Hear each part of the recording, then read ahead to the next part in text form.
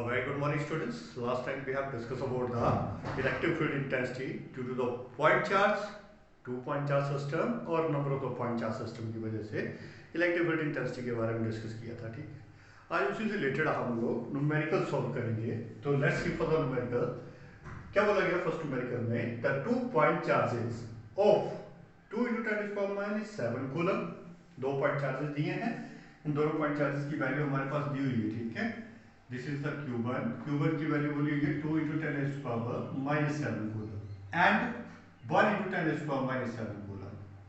इसको Q2 मान लेते हैं, तो इसकी वैल्यू है 1 × 10⁻⁷ coulomb are separated by a distance of 10 centimetre apart। दोनों के दोनों 10 सेंटीमीटर से डिस्टेंस पर निकल पड़े।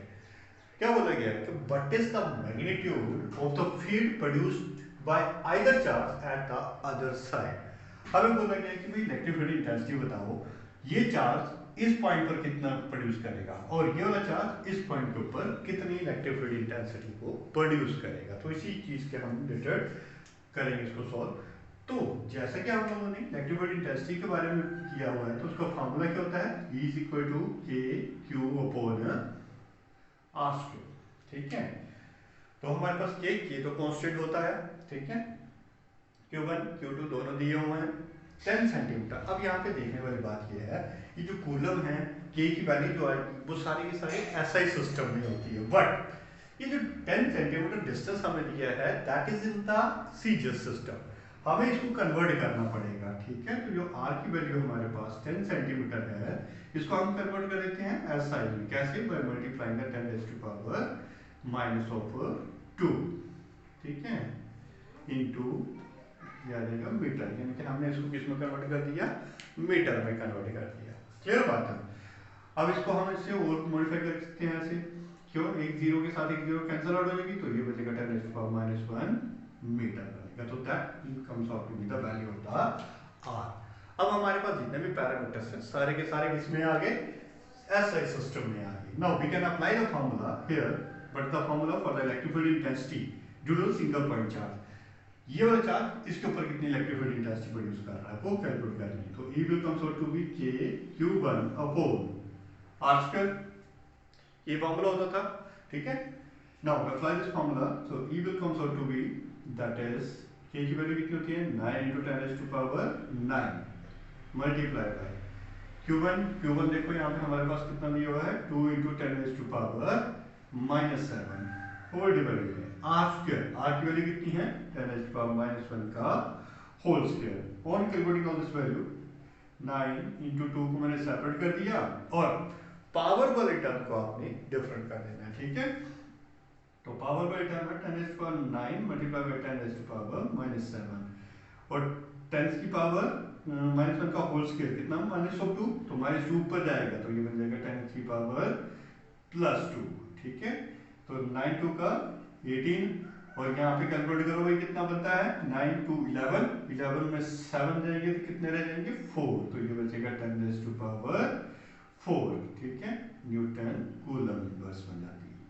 और इसको थोड़ा सा और अगर हम मॉडिफाई करते हैं तो एक पॉइंट को अगर शिफ्ट करें लेफ्ट साइड में, तो पावर एक क्या होती है नेगेटिव माइनस हो जाती है, तो यहाँ पे बचेगा 10⁻³ न्यूटन कूलम इनवर्स। ठीक है, so that is the electric field intensity due to this point charge at this side। ठीक है, ये पॉइंट चार्ज इस पॉइंट के ऊपर कितनी इलेक्ट्रिक फील्ड इंटेंसिटी प्रोड्यूस कर रहा है। उसी तरह से हमें दूसरी इलेक्ट्रिक फील्ड भी पूछी हुई है। ठीक है, आइदर चार्ज बोला हुआ है।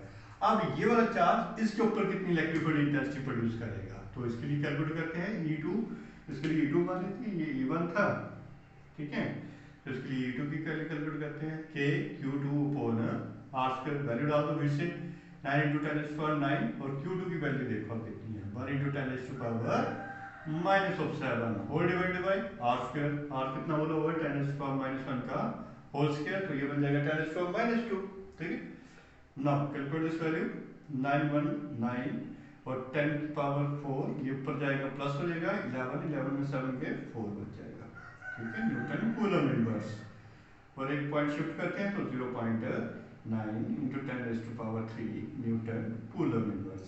ठीक है, electric field intensity to the second charge. तो ये इस तरह से हम न्यूमेरिकल्स को सोल्व करेंगे for the electric field intensity. ठीक है, ये बात क्लियर होगी सारी कैसे हमने इसको सोल्व किया। ठीक है, so next proceed to the next numerical.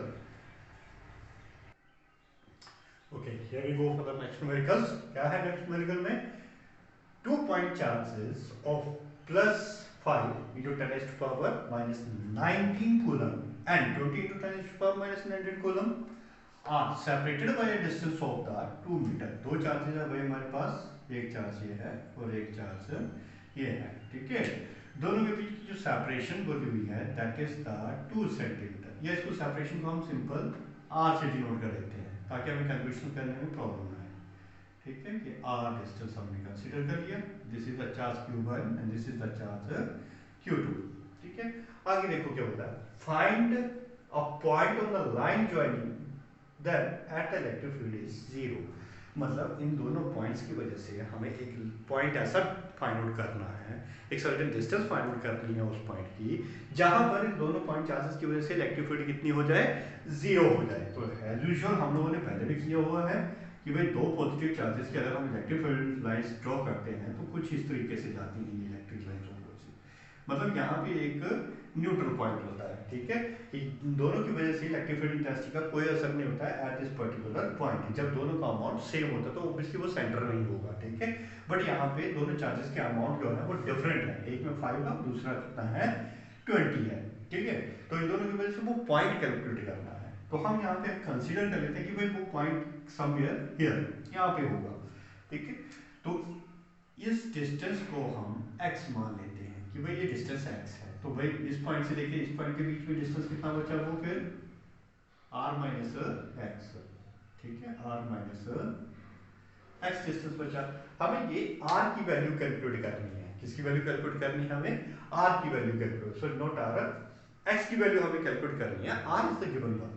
Clear बात है ना? यहाँ पे हम अप्लाई करते हैं। यहाँ पे थोड़ा लॉजिक देखो क्या है भाई। ये है पॉजिटिव चार्ज, ये भी है पॉजिटिव चार्ज, दोनों पॉजिटिव चार्जेस हैं। तो इस पॉजिटिव चार्ज की वजह से इलेक्ट्रिक फील्ड इंटेंसिटी किस तरफ होगी? इसकी डायरेक्शन होगी इस तरफ, दैट इज E1। और इस चार्ज की वजह से इलेक्ट्रिक फील्ड इंटेंसिटी किस तरफ होगी? इस तरफ। इसको मान लेते हैं E2 है। अब दोनों का अमाउंट अलग अलग है तो ऑब्वियस सी बात है दोनों का वैल्यू भी अलग अलग होगी। ठीक है, इलेक्ट्रिक फील्ड की वैल्यू अलग होगी, बट हम एक ऐसा पॉइंट चूज कर रहे हैं जहां पर दोनों की वजह से इलेक्ट्रिक फील्ड इंटेंसिटी क्या हो जाए? इक्वल हो जाए। ठीक है, तो we can write it as here we can suppose that E1 is equal to E2 कि भाई इन दोनों की वजह से इलेक्ट्रिक फील्ड इंटेंसिटी का अमाउंट कैसा रहे? इक्वल हो जाए। ठीक है, तो यहाँ पे E1 हम फाइंड आउट करते हैं कितना आता है, दैट इज फॉर्मूला क्या होता है? E Q1 upon R square. यहाँ R की जगह कितना लिखा जाएगा भाई? E1 की वजह से E1 और इस पॉइंट के बीच में डिस्टेंस है x, तो यहाँ पे लिखूंगा x is equal to, second के लिए लिखते हैं E Q2 अपॉन इसकी और इसके बीच की सेपरेशन कितनी बची? R माइनस x का होल स्क्वायर। बात क्लियर होगी सारी? ठीक है, देखो k के साथ तो k कैंसिल आउट हो गया, तो यहाँ बचा Q1 upon x square is equal to Q2 upon R minus x का होल स्क्वायर। बात क्लियर हो गई है? ठीक है, सिंपल सी मैथमेटिक्स है।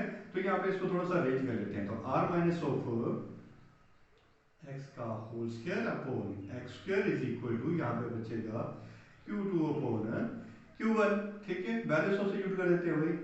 r माइनस x का x अपॉन x, दोनों ऊपर होल स्क्वायर है तो हम सिंपल ऐसे लिख सकते हैं इसको, देखो का होल स्क्वायर। कोई प्रॉब्लम तो नहीं है, सेम वही बात है। ठीक है, हमने ये किया होल स्क्वायर कर दिया। तो भाई Q2 की वैल्यू देखो यहाँ पे कितनी आई है, दैट इज द Q2 की वैल्यू है भाई 20 into 10 raised to power minus of 19 coulomb upon Q1 की वैल्यू है 5 into 10 raised to power minus of 19 coulomb.